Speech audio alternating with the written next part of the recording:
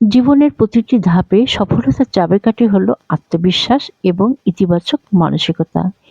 এই দুটি গুণ আমাদের মনকে দৃঢ় করে তোলে, লক্ষ্য পূরণে সাহায্য করে এবং যেকোনো প্রতিকূলতাকে মোকাবেলা করার শক্তি দেয়। কিন্তু প্রশ্ন হলো, এই গুণগুলো কিভাবে অর্জন করা যায়?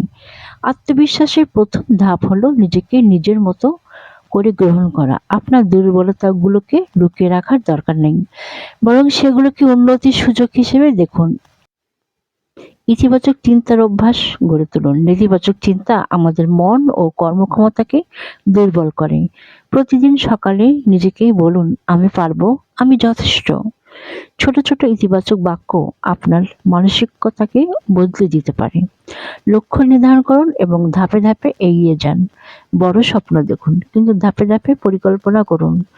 প্রতিটি ছোট অর্জন আপনাকে আত্মবিশ্বাসী করে তোলে। নিজেকে সময় দিন, প্রতিদিন অন্তত কিছু সময় নিজের জন্য রাখুন। মেডিটেশন, বই পড়া বা প্রকৃতিতে সময় কাটানো মানসিক শান্তি আনে এবং ইতিবাচক মনোভাব গড়ে তোলে।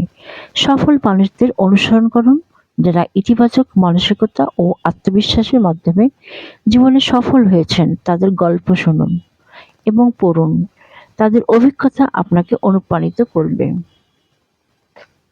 আত্মবিশ্বাস ও ইতিবাচক মানসিকতা কোনো একদিনে অর্জন হয় না, এটি ধীরে ধীরে গড়ে ওঠে আপনার চিন্তা, অভ্যাস ও জীবন দর্শনের মাধ্যমে। নিজেকে ভালোবাসুন, নিজের উপর বিশ্বাস রাখুন এবং প্রতিদিন একটু হলেও উন্নতির দিকে এগিয়ে যান। মনে রাখবেন, আপনি যতটা তার চেয়েও অনেক বেশি শক্তিশালী। আপনি। সোহানা ওয়েলনেস আপনার সুখী ও সুস্থ জীবনের সঙ্গী। নিত্য নতুন টিপস পেতে সোহানা ওয়েলনেসের সঙ্গে থাকুন।